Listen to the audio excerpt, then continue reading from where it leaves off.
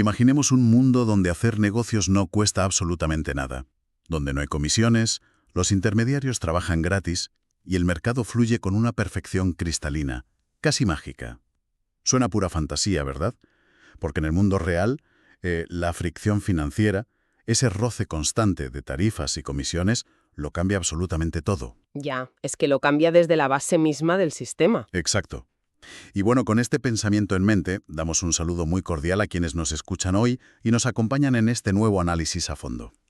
Hoy vamos a desgranar un documento absolutamente fascinante, escrito por el investigador Daniel Šefčovič, que se centra en un tema que parece sacado de un laboratorio de física cuántica, pero que rige la economía mundial.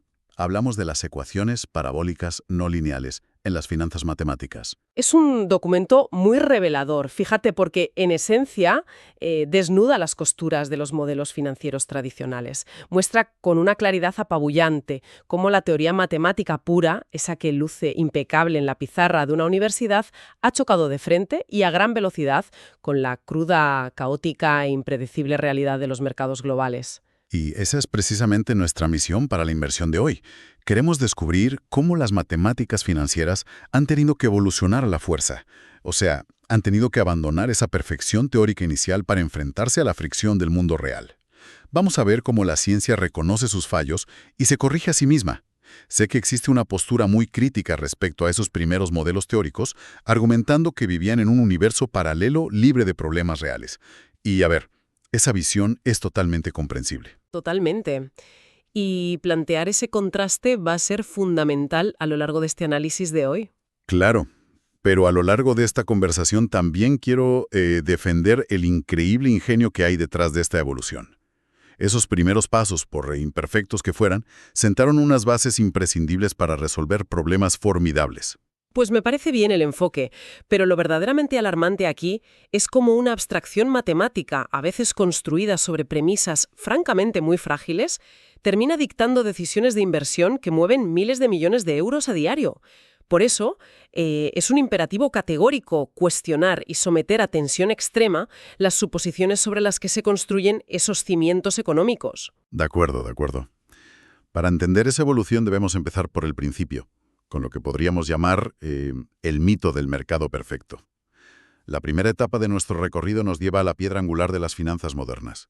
Habló de la clásica ecuación lineal de Black-Scholes. Madre mía, la famosa ecuación clásica. Sí, viajamos a los años 70. Black-Scholes y Merton revolucionaron la forma de calcular el valor de una opción financiera. Ese famoso valor que en el lenguaje matemático se denota como V, D, S y T. Crearon una ecuación parabólica lineal que permitía predecir este precio basándose en factores muy específicos, como el tiempo que falta para que el contrato expire, el precio actual del activo subyacente y los tipos de interés libres de riesgo. Fue un logro monumental, una auténtica proeza que incluso les valió un premio Nobel de Economía. A ver, un premio Nobel bien merecido por reinnovación, desde luego. Pero una proeza construida sobre un castillo de naipes bastante inestable. Si se analiza la ecuación original con lupa, salta a la vista que asume una idealización extrema. El modelo clásico de Black-Scholes se basa en una serie de suposiciones que francamente rozan la ciencia ficción. Bueno, eran los 70. Ya, pero por ejemplo asume una volatilidad constante, un factor que los matemáticos representan con la letra griega sigma. Es decir, el modelo supone que los mercados se comportan siempre con el mismo nivel de agitación desde el primer día hasta el último. Además, da por sentado que existen mercados perfectamente líquidos donde no hay ningún tipo de fricción. No hay costes de transacción, las comisiones de los corredores de bolsa simplemente no existen en este universo y asume que es posible replicar una cartera de inversión de forma absolutamente perfecta e instantánea, sin importar si hay crisis o bonanza. O sea, todo fluye sin resistencia alguna. Exactamente. Llevándolo a una imagen más cotidiana, para quienes nos escuchan, utilizar el modelo original de Black-Scholes es como intentar calcular la velocidad máxima de un coche de Fórmula 1 ignorando por completo la resistencia del viento, el peso del chasis y el rozamiento de los neumáticos contra el asfalto. En un simulador de ordenador básico, ese coche vuela de maravilla, pero si ese mismo vehículo se pone en una carretera real llena de baches y ráfagas de viento, se va a estrellar inevitablemente. Y en finanzas, un choque significa la quiebra de fondos de inversión enteros. La analogía del coche de carreras ilustra perfectamente el problema. Sin embargo, aquí tengo que romper una lanza a favor de ese modelo clásico. Sí, ignoraba la resistencia del viento y el rozamiento de los neumáticos, pero antes de la llegada de Black-Scholes, la industria financiera ni siquiera sabía cómo construir el bloque del motor de ese coche. Bueno, eso es cierto, no tenían la base. Claro, era un primer paso completamente necesario. Se requería un lienzo en blanco, un entorno aséptico y controlado, para aislar las variables más fundamentales, antes de atreverse a añadir el ruido y el caos del mundo exterior. Fue el andamiaje sobre el cual la comunidad científica pudo empezar a construir la enorme complejidad que vendría después. El riesgo de esa perspectiva radica en aferrarse a ese andamiaje durante demasiado tiempo. Cuando hay dinero real, pensiones y ahorros en juego, la complacencia teórica es muy peligrosa. Y es precisamente aquí donde el documento de Šefčovič brilla con luz propia, porque introduce el cambio de paradigma que la industria pedía a gritos, llevándonos de lleno a los modelos de volatilidad no lineal.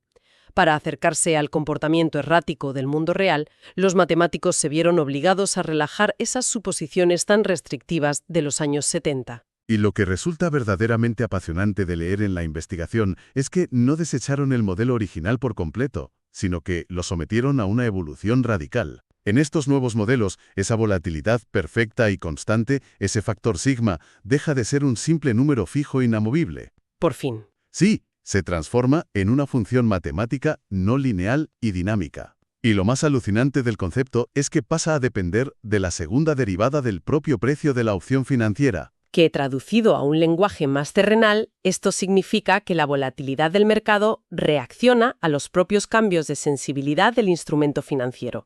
El mercado deja de ser un escenario pasivo y se convierte en un bucle que se retroalimenta. La acción de operar afecta al entorno de la operación. Se introduce por fin el concepto de fricción en el mundo real. El documento detalla varios intentos históricos, algunos más afortunados que otros, de modelar esta fricción matemática. Uno de los primeros pasos que menciona Šefčovič es el modelo de Leland. Este investigador intentó incluir los costes de transacción, introduciendo la idea de una volatilidad que da saltos. Una especie de volatilidad intermitente que depende de si los costes de ajustar la cartera de inversiones son positivos o negativos en un momento dado. Teniendo en cuenta que en la vida real las operaciones no son continuas, sino que ocurren en intervalos de tiempo discretos, el intento de Leland fue loable por ser pionero, pero la verdadera controversia científica surge cuando el documento analiza intentos posteriores como el de Amster y sus colegas. Y este es un punto donde la mirada crítica es imprescindible. Amster propuso que los costes de transacción funcionaban simplemente como una función lineal decreciente respecto al volumen de operaciones. A mayor volumen negociado, menores costes. Suena intuitivo, ¿verdad? Como un descuento por compra al por mayor. Claro, suena a una regla básica de cualquier negocio mayorista. Cuanto más compras, más barato te sale. El problema es que las matemáticas son implacables con la intuición mal formalizada. El modelo de Amster tiene un error fatal de concepción en sus entrañas. Al plantear los costes como una función lineal que decrece indefinidamente a medida que aumenta el volumen, se llega rápidamente a una absurdidad inaceptable. Si el volumen de operaciones supera cierto nivel crítico de intensidad, la ecuación cruza el eje cero y dicta que los costes de transacción se vuelven negativos. Es decir, que el intermediario pagaría al inversor por el privilegio de procesar su inmensa orden de compra. Una falacia absoluta, un disparate. Matemáticamente, el modelo sugiere la creación de dinero mágico de la nada. Si un algoritmo de inversión detectara esa falla en la vida real, empezaría a comprar y vender furiosamente de manera infinita, solo para recolectar esos costes negativos colapsando el sistema entero.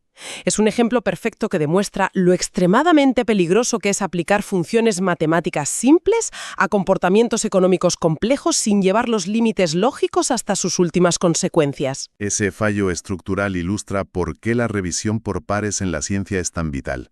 Y lo hermoso de este proceso es ver cómo la investigación se depura a sí misma. El propio autor del documento base que analizamos hoy, Šefčovič, junto con la investigadora Žitňanská, propusieron una solución muy elegante para arreglar este desaguisado teórico.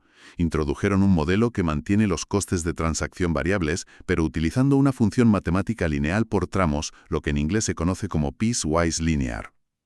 Un parche necesario para devolverle el sentido común a la ecuación, sin duda. Lo que hace esta función por tramos es estipular que, efectivamente, el coste disminuye a medida que aumenta el volumen de operación, recompensando al gran inversor. pero solo hasta cierto punto.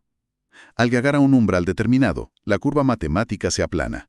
Se estabiliza de forma horizontal, impidiendo matemáticamente bajo cualquier circunstancia que el coste cruce la línea y llegue a ser negativo. Ajustaron los cimientos para que la volatilidad no lineal refleje un comportamiento que sí existe verdaderamente en la economía real. Y es un enfoque indiscutiblemente más sólido que el de Amster. Pero el texto no se detiene ahí. En su búsqueda de la realidad, recopila otros matices cruciales que se han ido incorporando paulatinamente a esta nueva volatilidad no lineal. Baxton y Howson, por ejemplo, dieron un paso más allá al modelar los efectos de liquidez profunda y los márgenes entre la oferta y la demanda. Abordaron el hecho irrefutable de que el precio al que un activo se compra jamás es exactamente el mismo precio al que se vende. Esa brecha, ese margen de oferta y demanda, es fricción pura. Y la lista de innovaciones sigue. El documento destaca el modelo RAP-EM de Kratka y Handachka, que tiene el mérito de introducir en la ecuación el riesgo latente de poseer carteras que no están ni pueden estar perfectamente protegidas en todo momento. Aunque uno de los enfoques más fascinantes es el propuesto por Barles y Sonner. Lograron algo que parece magia negra, tradujeron la psicología humana a matemáticas puras. Eso es fascinante. Utilizan una función de utilidad exponencial para reflejar cómo las preferencias personales y la aversión al riesgo de un inversor específico alteran la forma de la ecuación. Si volvemos a nuestra analogía automovilística inicial, todos estos ajustes, el modelo de Leyland, el de Shevchovich, el de Bachstein, el de Barles, son el equivalente a coger aquel Fórmula 1 rudimentario y añadirle amortiguadores de última generación, un sistema de control de tracción y frenos ABS sensibles a la lluvia. Ahora el vehículo sí está preparado para salir a circular por el asfalto irregular, impredecible y lleno de baches, que conforman los mercados financieros globales. Totalmente. Pero una vez que el vehículo está finalmente equipado para el mundo real, el reto fundamental cambia de naturaleza. Y esto nos lleva a una transición crucial dentro del documento de Shevchovich. Pasamos de intentar averiguar el precio justo de un activo aislado a enfrentarnos al problema monumental de la optimización dinámica de carteras. Ahí la cosa se complica. Muchísimo. El juego cambia, ya no es cuestión de saber cuánto vale algo, sino de cómo gestionar un conjunto entero de activos en constante movimiento a lo largo del tiempo para extraer el máximo beneficio posible sin destruir el capital. El objetivo central pasa a ser la maximización de lo que en el argot financiero se denomina la utilidad descontada esperada. El desafío que describe el autor en esta sección asusta un poco la verdad.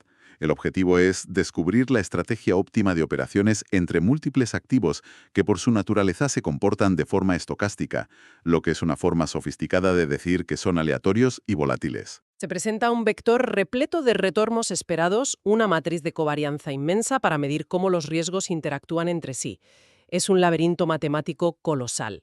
Y resulta que todo este intrincado problema de control dinámico está gobernado por una sola entidad matemática verdaderamente intimidante, la ecuación de Hamilton-Jacobi-Bellman. A menudo llamada simplemente HJB. La sola mención de la ecuación HJB debería servir como advertencia de máxima precaución para cualquiera que intente aplicar estos conceptos a la ligera. La ecuación de Hamilton-Jacobi-Bellman es un monstruo matemático indomable. Tan terrible es. Desde el punto de vista analítico, intentar resolverla en un entorno real es casi como darse cabezazos contra un muro de hormigón armado. La razón de su dificultad extrema es que contiene operadores de maximización integrados dentro de la propia ecuación diferencial. Esto implica que el sistema no solo evoluciona en el tiempo, sino que debe buscar el punto óptimo continuamente a cada microsegundo mientras se transforma. Encontrar una solución explícita, una fórmula limpia y despejada en un papel, es una quimera en la inmensa mayoría de los casos prácticos. Ese muro de hormigón parecía insalvable, desde luego. Pero lo que me dejó completamente fascinado al leer la investigación es cómo la agudeza matemática encuentra siempre un resquicio, una grieta en el muro. El autor detalla una técnica verdaderamente asombrosa propuesta en investigaciones conjuntas de Kilianova y el propio Shevchovich. Hablo del uso de la transformación de Riccati. Una maniobra muy ingeniosa. Cuando uno lee cómo funciona, parece un atajo sacado de la manga. Toman ese monstruo no lineal casi imposible de resolver que es la ecuación HJB y aplican un concepto que, explicado de forma visual para quienes nos escuchan, consiste en tomar la segunda derivada de la función de valor, es decir, la aceleración de los cambios, y dividirla por su primera derivada, que sería la velocidad de esos cambios. Al realizar esta división, crean de la nada una variable completamente nueva. Y el impacto de eso es brutal. Exacto. Esta transformación convierte la ecuación original e intratable en una ecuación parabólica cuasi lineal que resulta ser muchísimo más dócil. Es literalmente descubrir una puerta secreta oculta en ese muro inexpugnable. El mérito de aplicar la transformación de Riccati en este contexto específico es innegable. Es una maniobra brillante, porque aísla la parte más compleja y rebelde del problema. Al aplicar esta transformación, lo que logran es convertir esa maraña en una función de difusión que sorprendentemente se corresponde con el valor de un problema de optimización paramétrica. Para visualizar la importancia de esto en el panorama general, consiguen trasladar un problema de control estocástico inabarcable y nebuloso a un terreno sólido, el de la optimización convexa paramétrica. Que entiendo que es un terreno mucho más amigable para las máquinas. Ese cambio de terreno lo es todo porque la optimización convexa es un campo donde la computación moderna, los algoritmos que corren en los servidores hoy en día, sí tienen herramientas formidables para encontrar soluciones precisas y rápidas. Logran simplificar la estructura matemática de la carcasa, pero sin perder ni un ápice de la esencia del riesgo subyacente. Y precisamente al entender ese cambio de terreno, llegamos al clímax del documento, el punto donde todos los hilos dispersos se entrelazan de forma magistral. Tras analizar páginas y páginas de literatura densa y diferentes ramas de las finanzas matemáticas, Šefčovič revela un momento verdaderamente eureka. Y es un momento clave. Descubre y demuestra que tanto los modelos de volatilidad no lineal de Black-Scholes, esos que añadían la fricción, las comisiones y la psicología, como la monstruosa ecuación HJB diseñada para la optimización dinámica de carteras, acaban transformándose esencialmente en el mismo tipo de estructura matemática. Ambas corrientes aparentemente distintas convergen y desembocan en una única estructura que denominan la ecuación gamma. Esa convergencia es de una elegancia teórica sublime.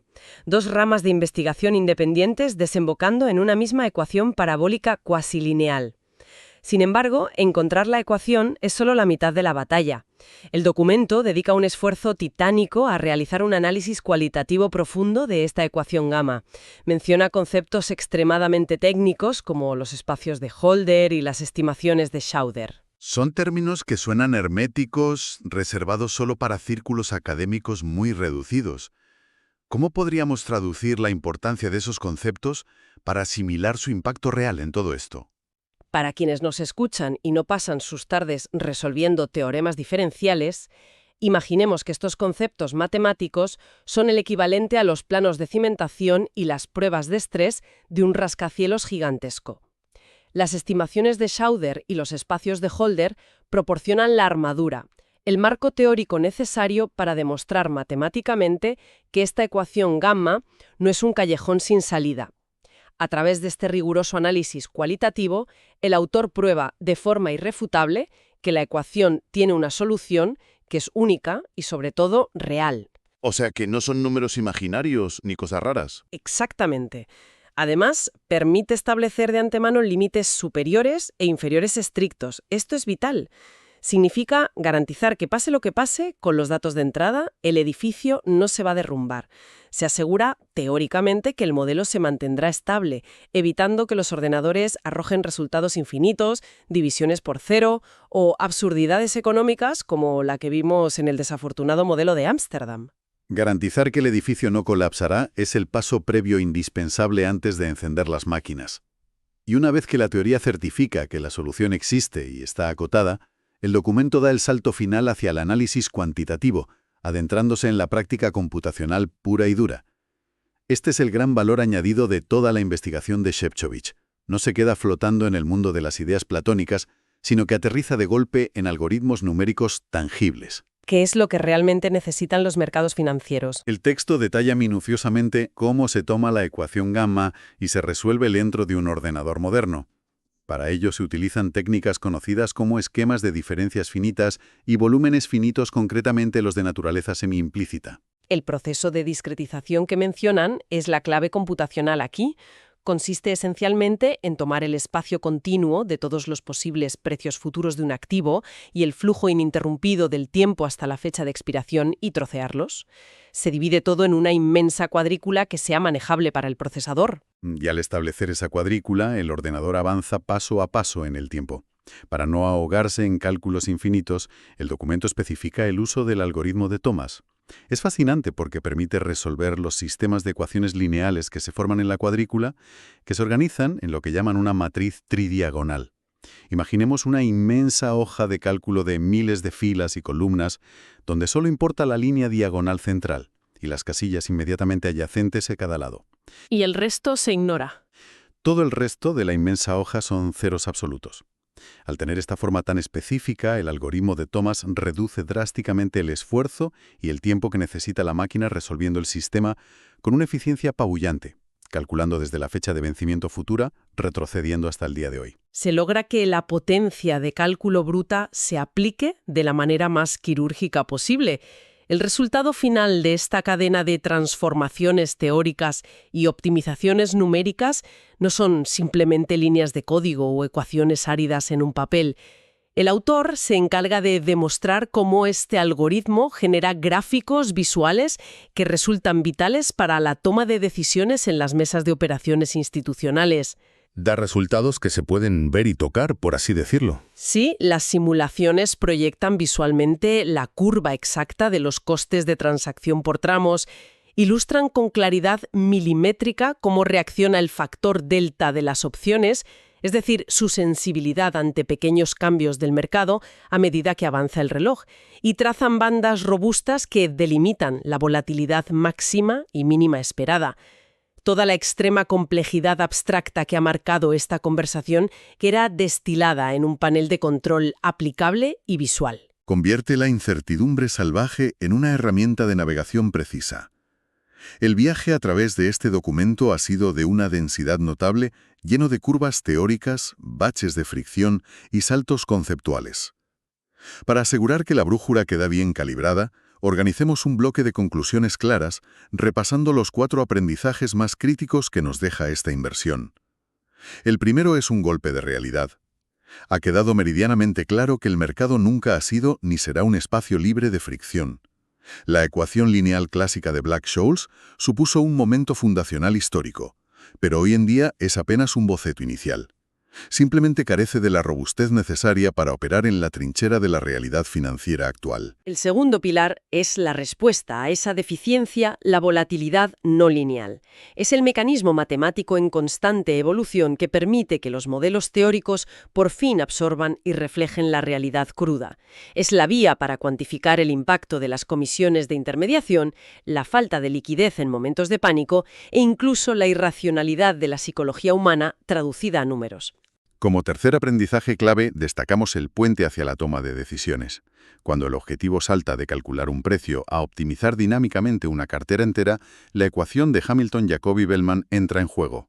Pero debido a su naturaleza monstruosa, técnicas de simplificación brillante como la transformación de Riccati resultan ser el oxígeno que permite a los matemáticos convertir problemas inabarcables en sistemas estructurados y manejables. Y el cuarto y último punto fundamental, el aterrizaje en la arena tecnológica. Toda esta inmensa abstracción teórica carecería de utilidad práctica si no fuera capaz de materializarse, y lo logra a través del descubrimiento de la ecuación gamma y su adaptación mediante esquemas de diferencias finitas y el algoritmo de Thomas. Es la validación definitiva de que las matemáticas de altísimo nivel pueden traducirse en herramientas de software tangibles y eficientes que procesan el riesgo milisegundo a milisegundo. 4 pilares inquebrantables que demuestran el esfuerzo colosal de la matemática por intentar domesticar el riesgo financiero. Un esfuerzo colosal, sin duda. Pero a la luz de todo lo expuesto, creo que es necesario dejar flotando una última reflexión, una idea algo inquietante para cerrar este análisis. Si observamos cómo estas matemáticas continúan evolucionando sin freno para intentar capturar perfectamente cada matiz del caos, cada fricción minúscula y cada brote de irracionalidad humana dentro de los mercados, cabe preguntarse, ¿llegará el día en que consigamos formular una ecuación tan extraordinariamente compleja, tan perfecta y tan humana que sea capaz de predecir de forma irrefutable su propio colapso sistémico? Una pregunta que genera un vértigo intelectual profundo y que sin duda obliga a contemplar los gráficos de los mercados desde una perspectiva mucho más humilde. Ha sido un auténtico privilegio desgranar tal nivel de complejidad en esta sesión. Extendemos una despedida muy cordial y un agradecimiento sincero a quienes nos escuchan, valorando enormemente su tiempo y esa curiosidad incansable por adentrarse en los entresijos de este fascinante universo matemático. Hay un océano de conocimiento esperando a ser descubierto, así que la invitación permanente es a no dejar de cuestionar y seguir explorando. Hasta el próximo análisis a fondo.